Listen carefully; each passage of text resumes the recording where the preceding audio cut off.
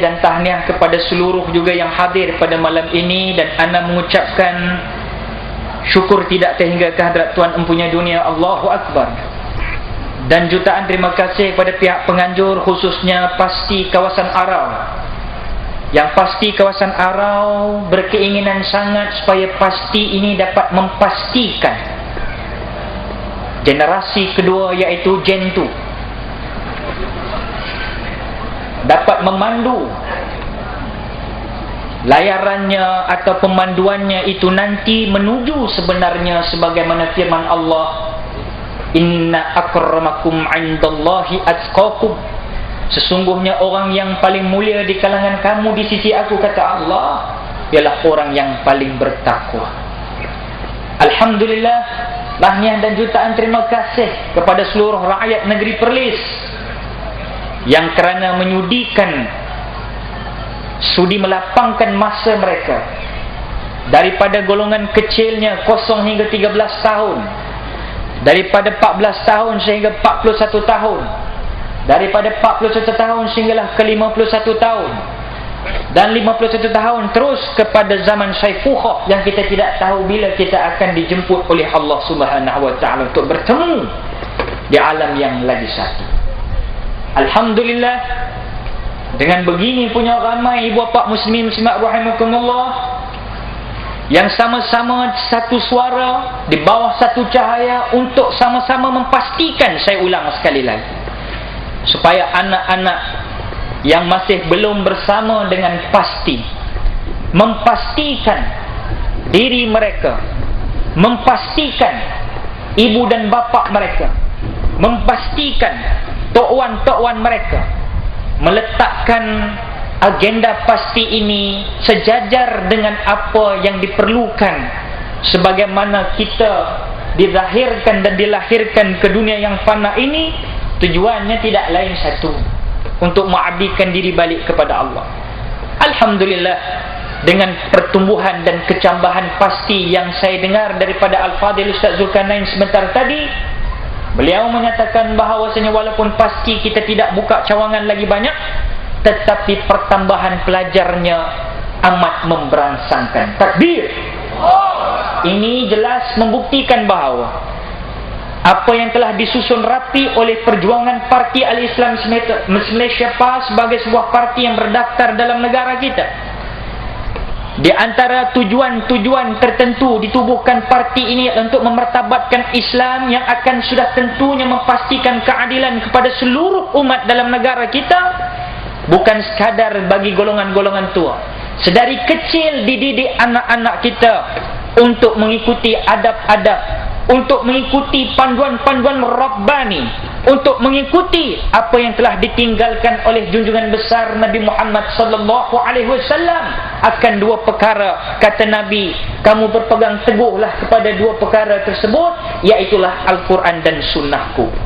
Muslimin muslimat rahimakumullah, sekali lagi saya ucap ribuan terima kasih kerana inilah pertama-tama kalinya saya datang balik ke bumi Perlis Indra Kayangan ini, yang telah pun ditukar Perlis Darul Sunnah. Para hadirin, anak kecil belajar menulis, belajar pula di dalam rumah. Terima kasih pengurusi majlis menjemput saya yang dhaif memberi ceramah. Musim terpujuh, cuacanya sejuk, hujan turun tanpa berhenti. Mudah-mudahan yang hadir mendapat petunjuk, dengan syarat ana dan antum semua membersihkan hati. Pergi ke markas Bahor Mali bersama ayah. Ibunya datang bersama jiran. Di samping petunjuk perlukan hidayah, barulah mudah menerima ajaran Al-Quran. Ibu Nabi bernama Ibu Nabi nama apa dia? Siti Aminah. Cantik kan Siti Nurhalizah ni. Ibu Nabi bernama Siti Aminah. Bapanya pula bernama Abdullah pula nama bapanya. Bila hidup ikut sunnah, dunia dan akhirat akan berjaya. Cukup misai, simpan janggut. Nampak kemeh, tak berserabut. Al-Quran dan sunnah kita kena pakat ikut. nanti dalam pumuk tak jadi kelam kabut. Susun cawan sama cawan, ikat galah dengan tali. Ayuh pada hawa nafsu dan juga kepada seluruh para iblis dan syaitan, kita lawan ianya insya-Allah sampai mati. Cicah budu 5 purut buah petak, jangan jadi buta perut tak ada gaya. Muslimin muslimat rahimakumullah. Ibnu Mas'ud pernah menceritakan Rasulullah sallallahu alaihi wasallam bersabda, khatta Rasulullah sallallahu alaihi wasallam khatta biyadihi thumma qala hadha sabilullah mustaqiman wa khatta an yaminihi wa shimalihi thumma qala hadhihi subul laysa minha sabilun illa alaihi syaitanun yad'u ilaihi. Sadaqa Rasulullah sallallahu alaihi wasallam atau kama qala, yang bermaksud,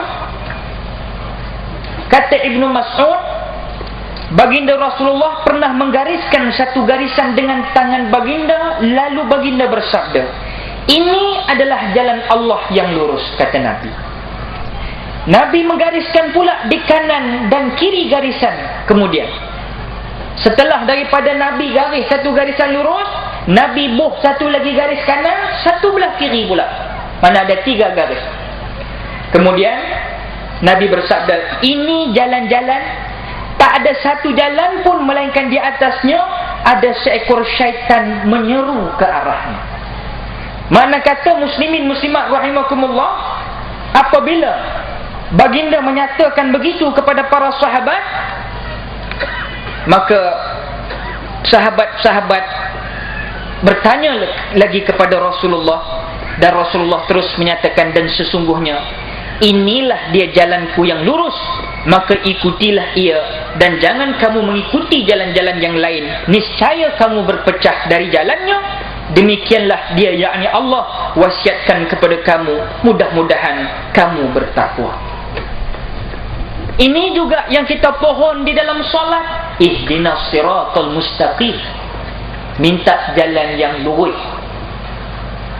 Setiap kali 17 kali ikrar kita di dalam solat. Alhamdulillah, dan kita berhimpun pada malam ini juga untuk kita memantapkan lagi perjalanan kita di jalan yang lurus ini, tuan-tuan.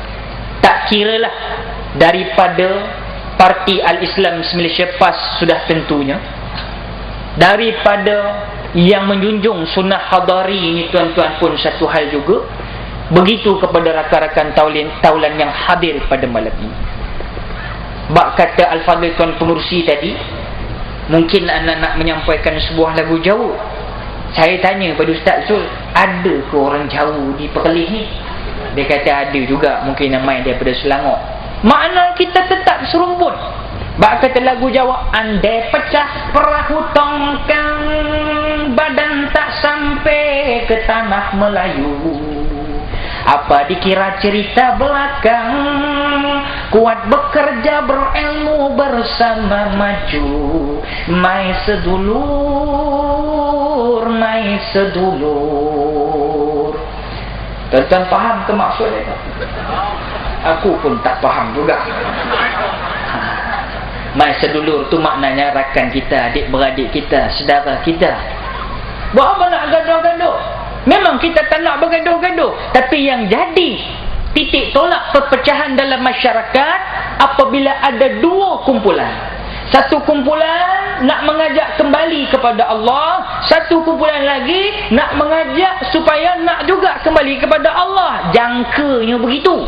Tapi dalam waktu yang sama, tuan-tuan, bapa muslimin muslimat, rakan-rakan talam, berada-beradaku sekalian, dalam waktu yang sama kita masih melihat percampuran antara hak dan yang batil menjadi agenda kehidupan mereka. Inilah yang membingungkan kepada para alim ulama yang berteraskan Al-Quran dan Sunnah, nak bawa balik didik rohani kita, bukan sekadar mewar-warkan untuk mengembalikan modal insan, tetapi para hadirin ma'asyarul muslimin muslimat rahimakumullah, modal insan ianya bermula daripada kehendak dan niat nawaitu sungguh-sungguh dahulunya untuk mempercayai, meyakini